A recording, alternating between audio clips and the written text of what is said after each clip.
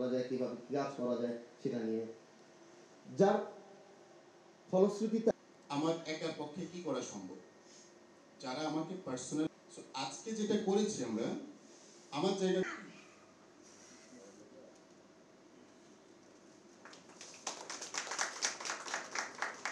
Thank you. আসসালামু আলাইকুম। আমি এখানে ইনক্লুড হয়েছি বাঙালি জাতি এবং বাংলাদেশ আগস্টের যে ঘটনাটা সেটাকে আমরা কি আর কোনটা হবে না, আমি মনে করি না।